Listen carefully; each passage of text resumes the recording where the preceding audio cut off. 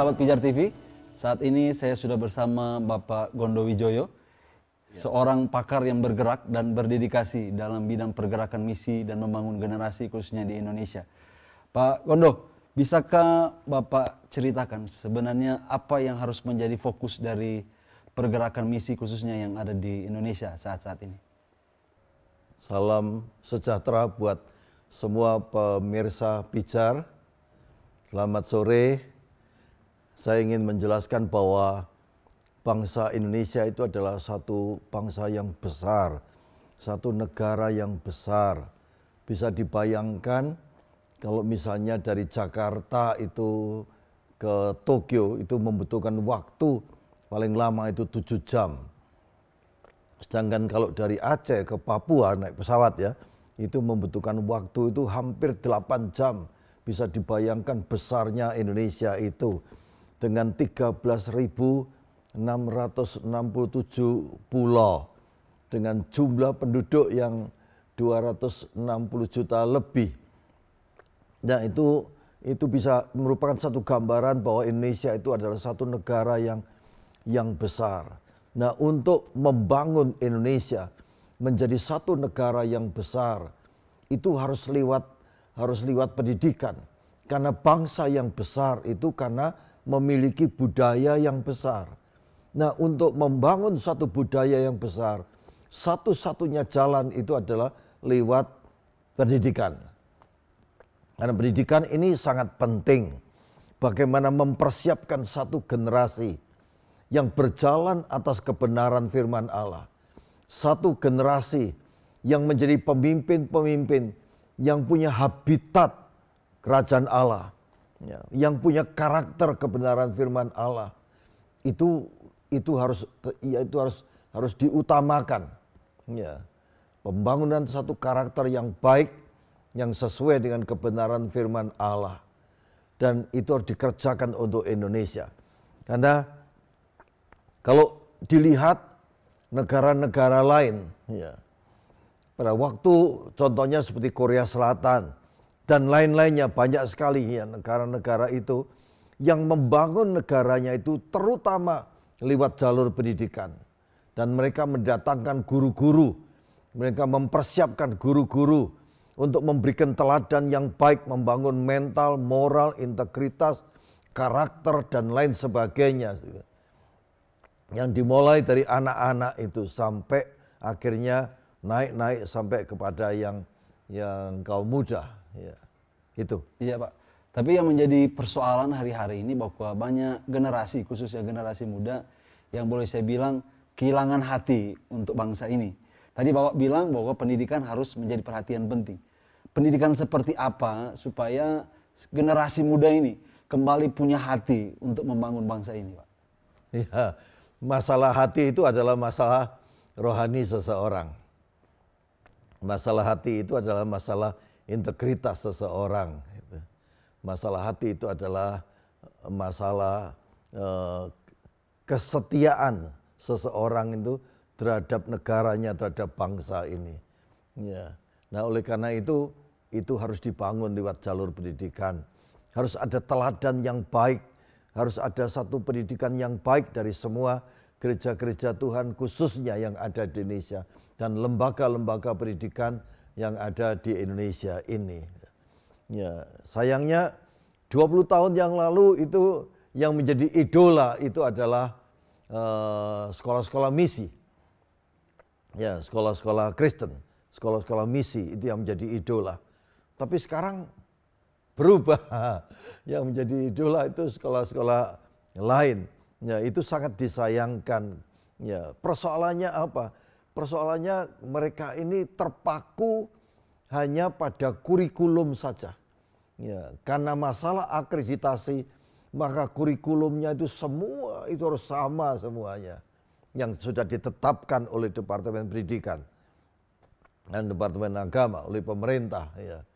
Tapi kontennya itu isinya kan urusan kita gitu. Nah ini yang harus dibangun gitu. Ya, bagaimana ditekankan pada pendidikan mental, moral, karakter, integritas ya. Untuk membangun satu generasi pemimpin yang takut akan Allah, ya, yang punya hati toleransi yang tinggi, gitu. Ya, untuk membangun Indonesia ini menjadi negara kesatuan Republik Indonesia dengan dasar Pancasila, dengan Bhinneka Tunggal Ika itu. Ya. Iya Pak, kalau Bapak berbicara tadi, kita berbicara tentang pendidikan, bahkan mungkin gereja pun sebenarnya sudah lagi berpacu tentang pendidikan ini. Tapi ada salah satu bagian penting yang seringkali dilupakan gereja, khususnya tentang doa. Ya, menurut Bapak di bagian mana sih sebenarnya, mengapa penting banget kita berdoa buat Indonesia ini?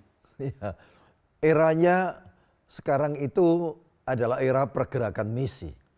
Ya, sebab sudah terlalu lama kita itu membuat teori-teori yang panjang lebar, ya, doktrin, dogma, dan lain sebagainya. Udah terlalu lama orang-orang itu berbincang, berdiskusi, ya, memunculkan satu teori-teori macam-macam, ya. Tapi sekarang ini eranya itu adalah era misi, era bagaimana kita melakukan tujuannya itu loh, yang paling penting gitu loh. Nah, di dalam melakukan ini memang dibutuhkan satu pergerakan doa, ya.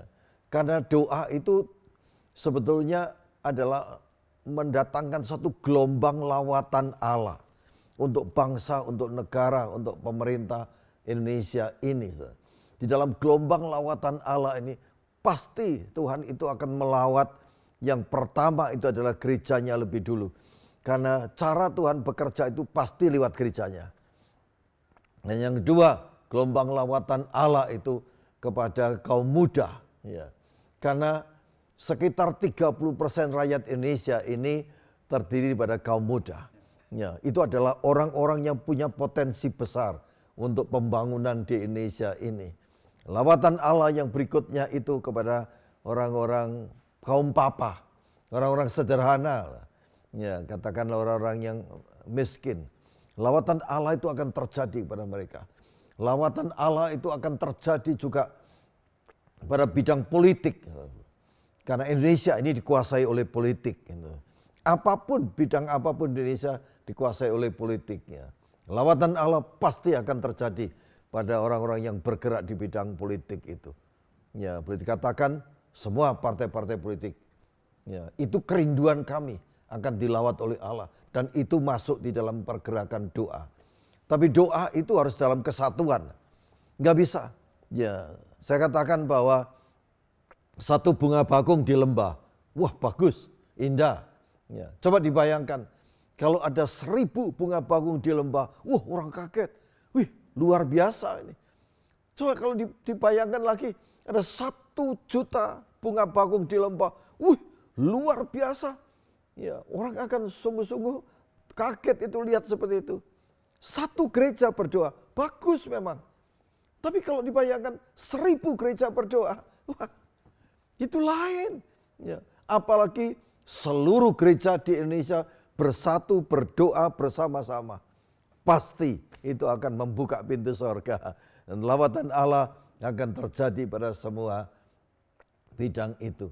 Sehingga ya, tidak ada lagi ya, intoleransi. Semuanya akan menjadi berpikir yang sama, berperasaan yang sama, ya, berkehendak yang sama, seperti apa yang diciptakan oleh Tuhan semula itu kepada manusia ini. Ya, Pak Gondo, mungkin Bapak bisa memberikan pesan kepada gereja maupun pemirsa Pijar TV yang di sana yang mungkin saat-saat ini mereka sudah kehilangan, maaf saya harus bilang, kehilangan hati misi itu untuk bangsa ini. Bapak bisa membagikan pesan bagaimana mereka kembali punya semangat untuk hal itu. Iya. Semua gereja Tuhan, saya berharap pikirkan bangsa ini. Pikirkan negara ini. Pikirkan pemerintah Indonesia ini. Bagaimana gereja-gereja Tuhan itu sekarang ini bergerak juga di bidang pendidikan. Ya.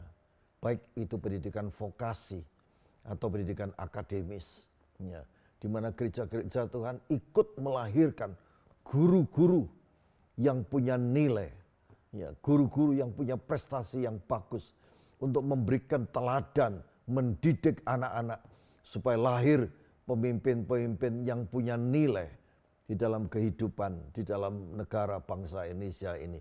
Yang nantinya menjadi pemimpin-pemimpin yang bisa mengubah Indonesia ini. Dan itu harus dimulai dari pemimpin-pemimpin yang mau menjadi pengubah untuk Indonesia ini. Saya berharap gereja-gereja Tuhan mulai mengajarkan, mulai memberikan teladan yang baik kepada jemaat-jemaat Tuhan untuk sungguh-sungguh serius berdoa untuk bangsa ini. Untuk sungguh-sungguh serius memikirkan pembangunan Indonesia ke depan ini. Sebab perubahan itu sangat cepat sekarang ini. Sangat cepat, perubahannya itu sangat cepat. Nah, kalau gereja Tuhan tidak mau berubah, masa dari dulu, sekarang, dan selamanya sama saja.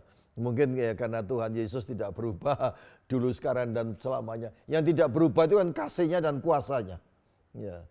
Tapi sekarang ini teknologi apapun berubah. Teknologi transportasi, teknologi komunikasi, ya, teknologi, semuanya sekarang berubah.